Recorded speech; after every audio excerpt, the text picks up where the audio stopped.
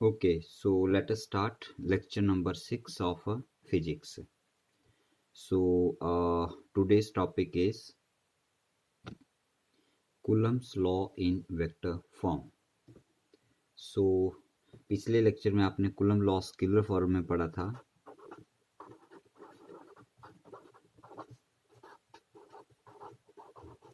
Scalar form में magnitude of force between 2 point charges find out किया था हम लोगों ने, और वो आया था Q1 Q2 upon are square. ये मैंने कंप्लीट यहाँ पे लिखा. ये फोर्स है दो चार्जेस के बीच में. मैग्नीट्यूड है, it is only magnitude of a force. ये क्या है? फोर्स का केवल मैग्नीट्यूड है. तो आज हम यहाँ पे इसका वेक्टर फॉर्म भी बनाएंगे. वेक्टर फॉर्म का मतलब है कि विद डायरेक्शन, इस फोर्स की डायरेक्शन क्या होगी. सो let us start. So let these are the 2 point charges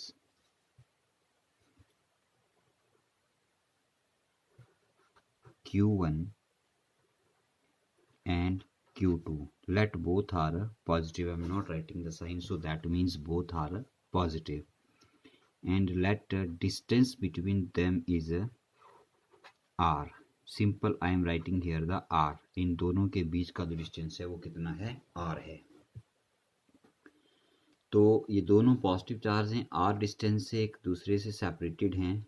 तो इनके बीच में मैग्नीट्यूड ऑफ फोर्स कितना होगा? बहुत सिंपल है. Magnitude of force between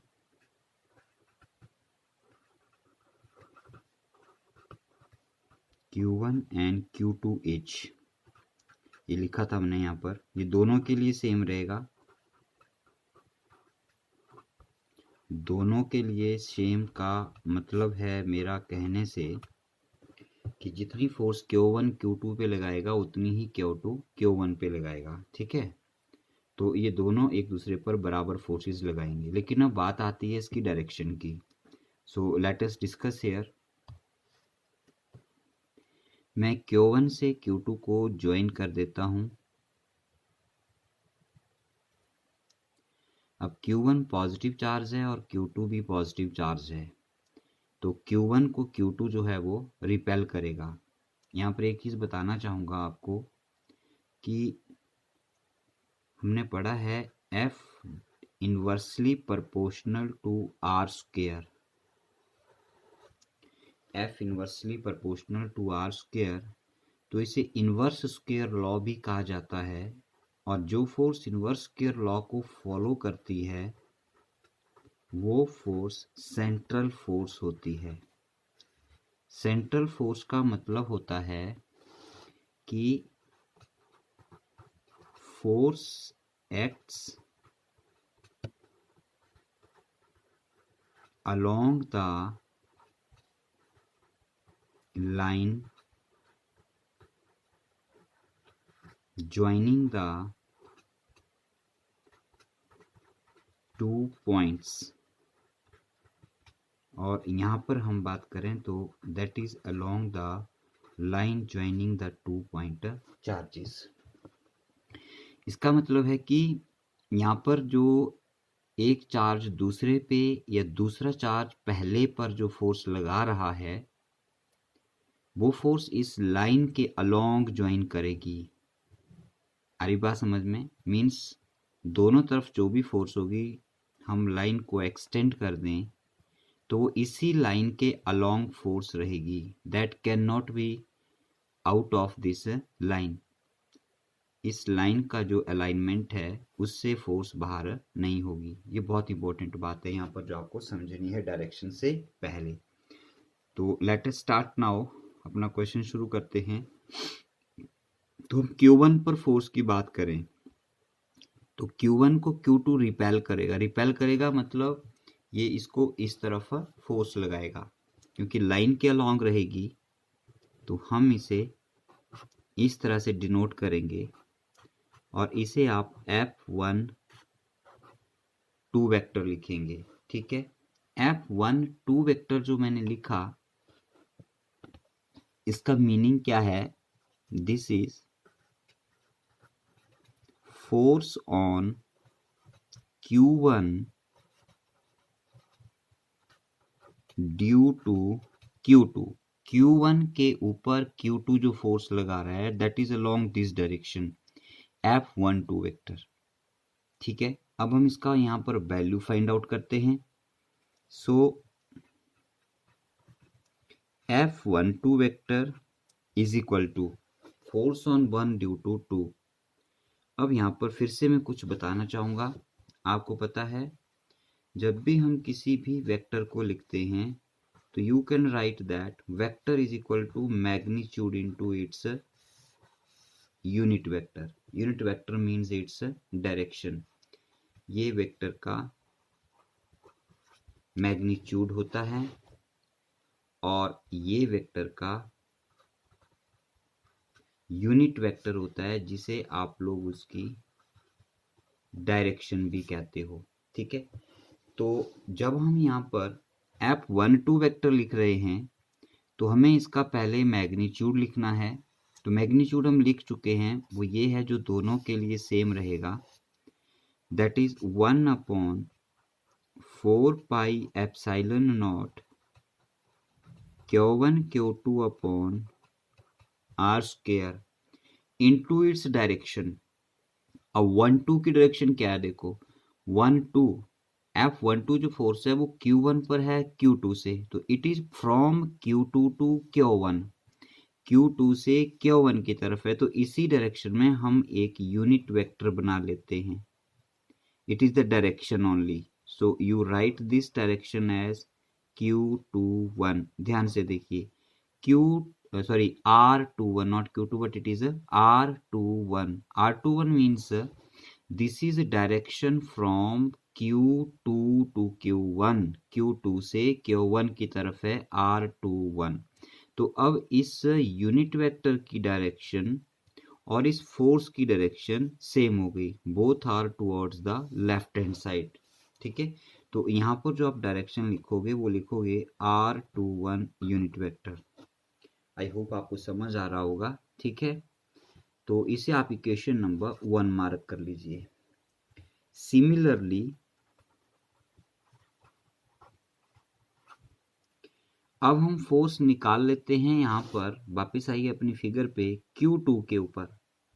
so Q2 पे जब आप फोर्स निकालेंगे तो Q2 को Q1 रिपेल करेगा, तो इस फोर्स का मैं नाम दे दूंगा फोर्स ऑन चार्ज 2, पहले लिखा 2, ड्यू टू 1 के कारण। आ रही बात समझ में? ये F21 क्या है, यही लिख दिया मैंने। यहाँ लिखना होगा आपको ये force on Q2 due to Q1। तो अब हम इसको फाइंड आउट करते हैं। तो ये देखिए F21 vector is equal to vector into its magnitude. Force का मैग्नीट्यूड दोनों चार्ज के लिए बराबर है, so this become Q1 Q2 upon R square, but into its direction. Vector की बात कर रहे हैं तो डायरेक्शन आनी चाहिए। अब 2 1 की डायरेक्शन निकालें हम लोग, तो 2 1 की डायरेक्शन राइट साइड को है, राइट साइड को यूनिट वेक्टर बनेगा Q1 से Q2 की तरफ, तो इसका नाम हम R12 यूनिट वेक्टर देंगे। ठीक है, Q1 से Q2 की तरफ जो है वो 1 2 है, तो इसे आप यहाँ पर क्या लिख देंगे, R12। ये इक्वेशन नंबर आपकी 2 हो गई। ठीक है, नाउ अब R12 और R21 जो हैं आपके, R12 और R21 ये यूनिट वेक्टर्स हैं, तो मैग्नीट्यूड तो दोनों का 1 है।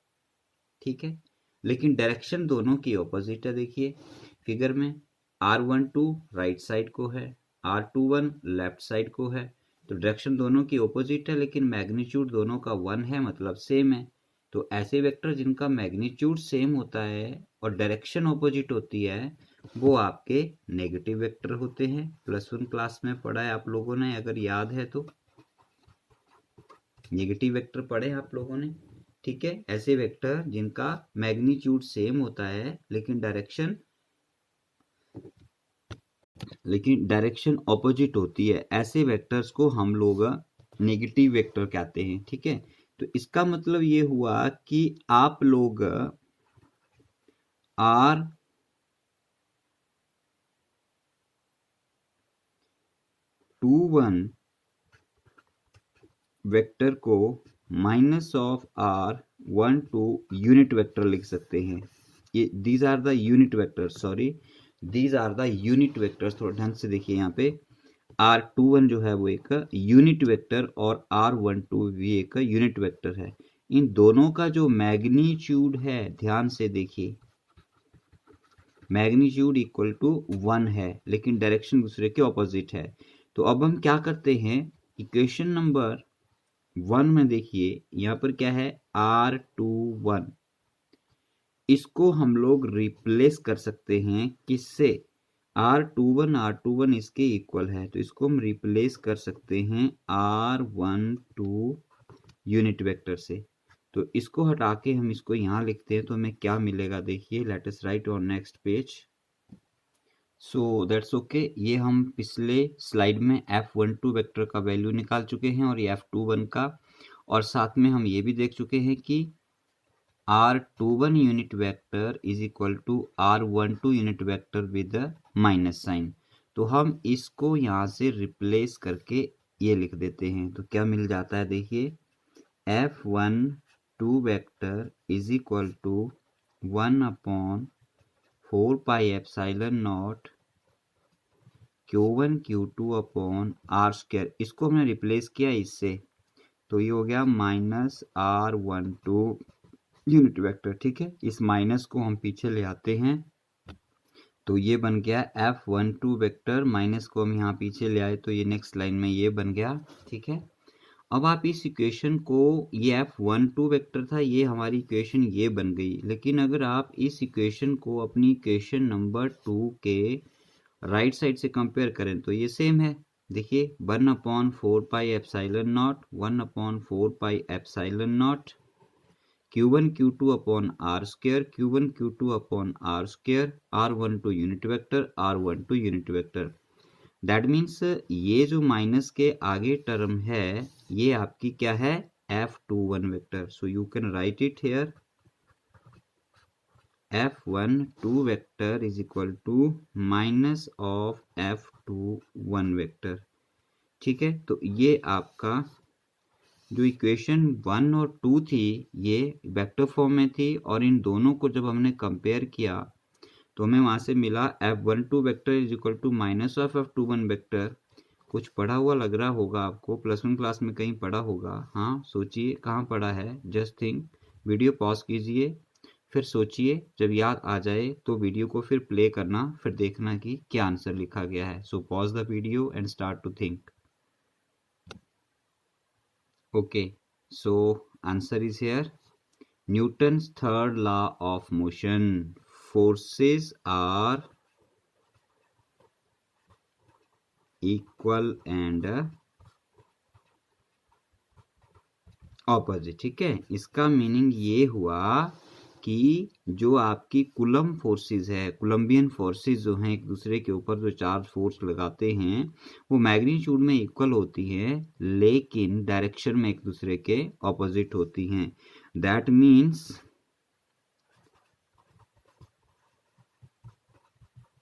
Coulomb's law is Newtonian in nature.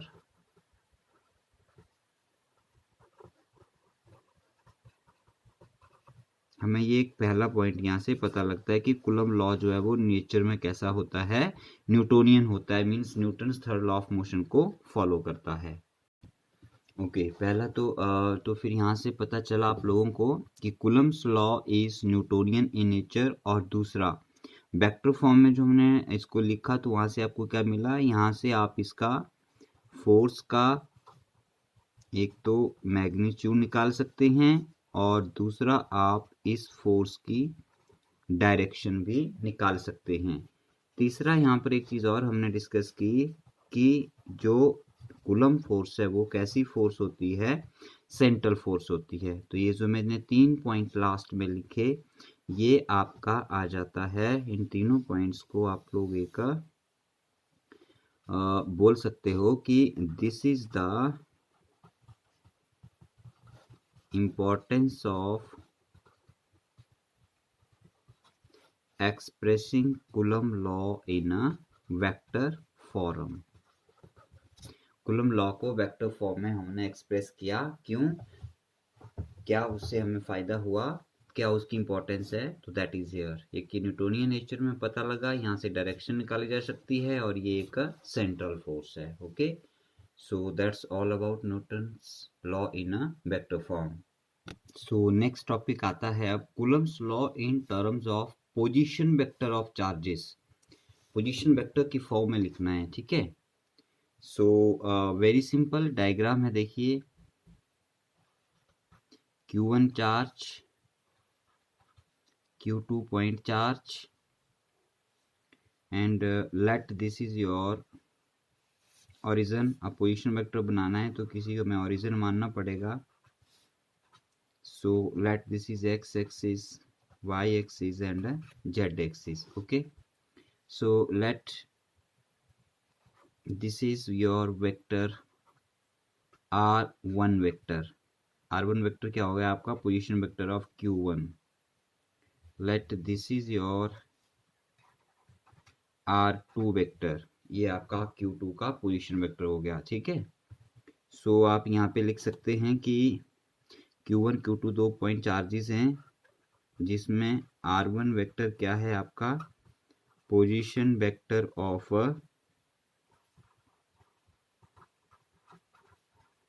Charge q1 and r2 vector is equal to position vector of charge q2, ठीक है। So let us first calculate F21 निकाल लेते हैं। F21 क्या है, जैसा हमने पहले लिखा था फोर्स ऑन F2 लिखा है तो फोर्स ऑन Q2 बाद में 1 लिखा है तो ड्यू टू Q1। Q2 पर Q1 फोर्स लगाता है, किस तरफ लगेगी, लाइन को ज्वाइन करेंगे, आगे एक्सटेंड करेंगे, दोनों पॉजिटिव चार्ज हैं तो ये फोर्स हो जाएगी आपकी F21 वेक्टर, ठीक है। ये फोर्स हो गई आपकी F21 वेक्टर। सो अगर आप इसकी डायरेक्शन की बात करें, डायरेक्शन का वेक्टर बनाना चाहें आप यहाँ पे, तो लेटस से हम लिखते हैं इस पॉइंट को मान लीजिए आप P मान लीजिए और इस पॉइंट को आप Q मान लीजिए, ठीक है। तो अब अगर आप इसका यहाँ पर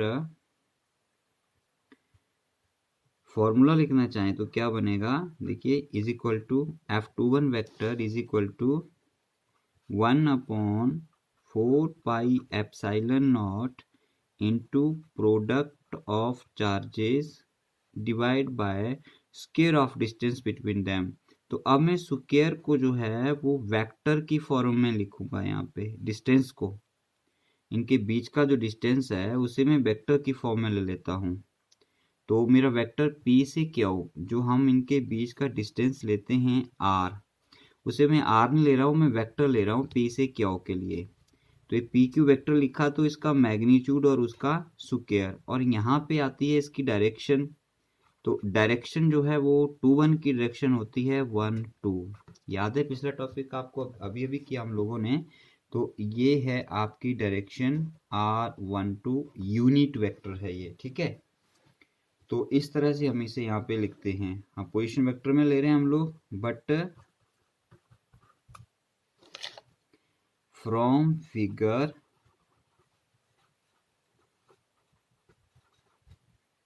क्या हो सकता है, देखो हमें पी क्यू वेक्टर चाहिए, हमें P Q vector is equal to triangle of vector addition लगाइए, देखिए ये R1 वेक्टर और ये पी क्यू वेक्टर। अगर आप यहाँ ट्रायंगल ऑफ वेक्टर एडिशन लगाते हैं तो ये दोनों कौन सी ट्रायंगल में, ओ पी क्यू में, तो R1 और पी क्यू सेम डायरेक्शन में है, R1 vector plus PQ vector is equal to triangle of vector addition. Triangle के सेम डायरेक्शन में जो वेक्टर होते हैं सेम ऑर्डर में जो वेक्टर होते हैं एक ही डायरेक्शन के साथ मिला के उन दोनों का जो सम है वो ऑपोजिट ऑर्डर में लिए गए वेक्टर के बराबर होता है। तो ये ध्यान से देखिए, यहाँ पर r1 वेक्टर और pq वेक्टर सेम ऑर्डर में आते हैं, ऑपोजिट आया इसका r2 वेक्टर।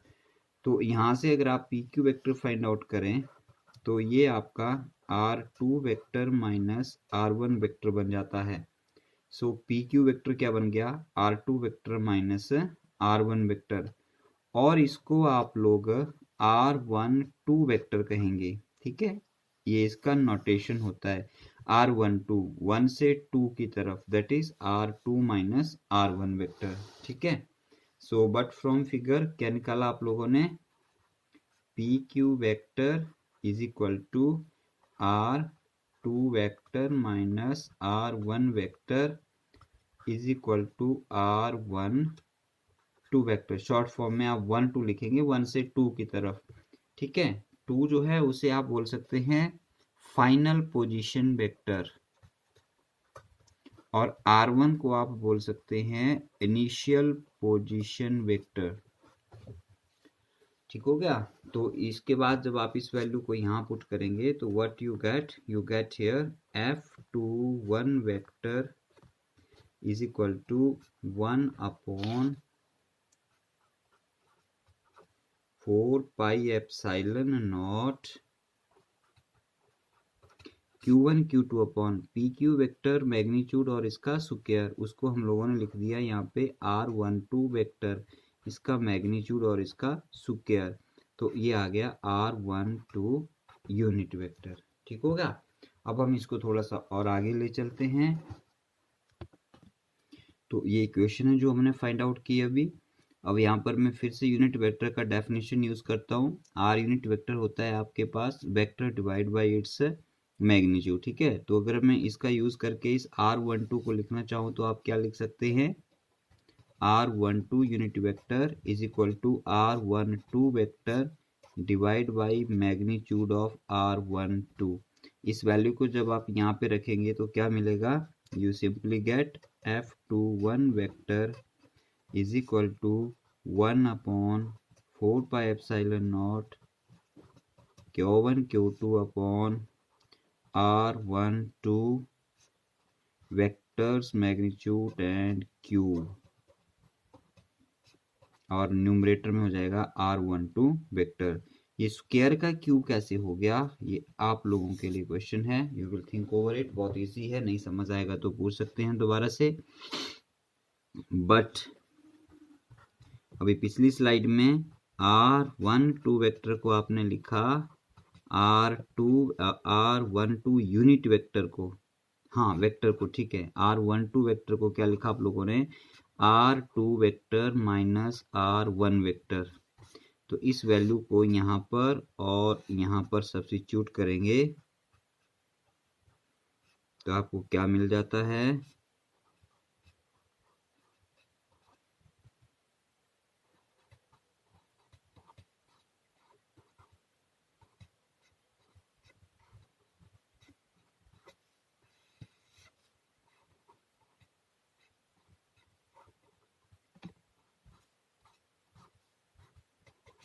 ये एक इक्वेशन मिल गई। ठीक है, तो इसमें जो फोर्स है आपकी वो R2 और R1 वेक्टर्स में आ गई है, R2 वेक्टर और R1 वेक्टर में। ठीक है, तो ये R2 वेक्टर और R1 वेक्टर क्या है, आपके पोजीशन वेक्टर हैं चार्ज के। तो इस तरह से हम इसे लिख सकते हैं। सिमिलरली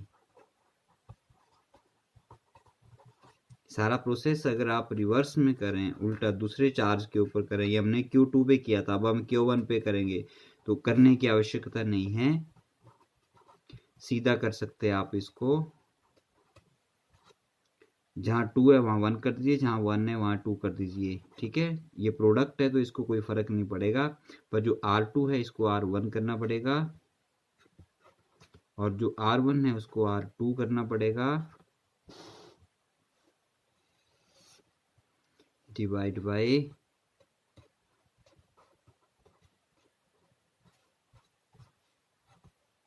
ये आ गया। ठीक है, तो इस बात को ध्यान में रखिए, ये आ गया दूसरा फोर्स। अब आप इन दोनों इक्वेशंस को अगर ऐड करेंगे तो इन दोनों को ऐड करने के बाद भी आप लोगों को यही मिलेगा, F12 vector plus F21 vector is equal to 0, this plus this equal to 0। कैसे आया आप लोगों के लिए है, करके देखेंगे। मतलब यहाँ से भी आप प्रूव कर सकते हैं कि लॉ जो है वो आपका न्यूटोनियन इन नेचर है, थर्ड लॉ को ओबे करता है। So dear students, that's all for the day. आज का लेक्चर यहीं तक है। ध्यान से इसे देखिए, एक बार समझ नहीं आता है दूसरी बार देखिए। वीडियो को पॉज करके धीरे धीरे करके जो नोट्स आपको लिखे हुए दिखाई देते हैं उनको नोट कीजिए और ध्यान से समझने की कोशिश कीजिए, ठीक है। सो आज का लेक्चर यहीं पर पूरा होता है। सो नेक्स्ट लेक्चर से पहले इनको अच्छे से देख लेंगे। Okay, thank you.